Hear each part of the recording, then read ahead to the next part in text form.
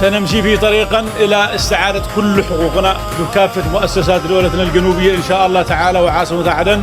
إن هذا الهدف مصيري لا رجعة عنه مهما كانت الظروف. يا شعبنا شد العزيمة والهمم، خلف الزبيدي قادمة شمس الصباح. نوفمبر التحرير تاريخ ارتسم، يوم 30 اشرقت شمس الصباح، واليوم واجب يرتفع نفس العلم، وإعلان استقلالنا الثاني متاح.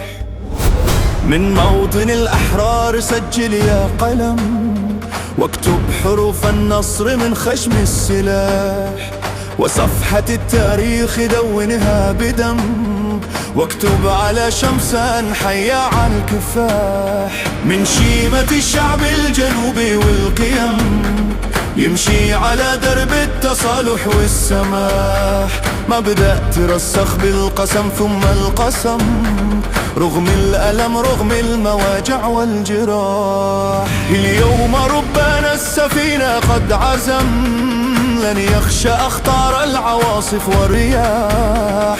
الشعب فوض والزبيدي قال تم، والانتقال يحسد ثمار النجاح. من حوفل المندب نشيده والنغم، مجلس جنوبي يجمع الست الملاح، أسس فروعه بالقواعد والتحم، وابن الزبيدي رمز أبطال الكفاح. نبراس وهج المعنوية والزخم، من قوة النسر الجنوبي والجناح، لن يفزع العملاق من صوت القزم، والقافلة ما همها صوت النباح. عفاش والحوثي تراجع وانهزم، بعد الحروب الدامية والاجتياح. يا شعبنا شد العزيمة والهمم، خلف الزبيدي قادمة شمس الصباح. ثورة على وكر السرق قبل الندم،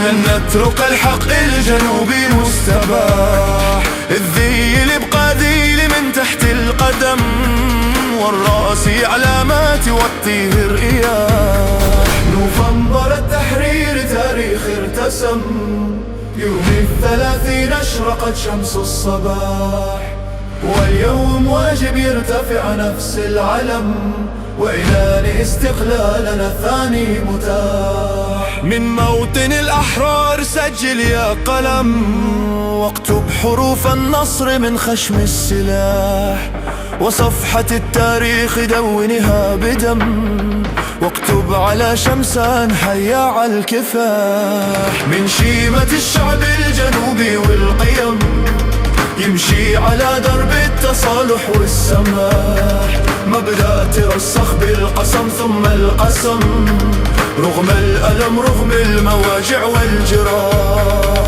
اليوم ربنا السفينة قد عزم، لن يخشى أخطار العواصف والرياح. الشعب فوض والزبيدي قال تم، والانتقال يحسد ثمار النجاح.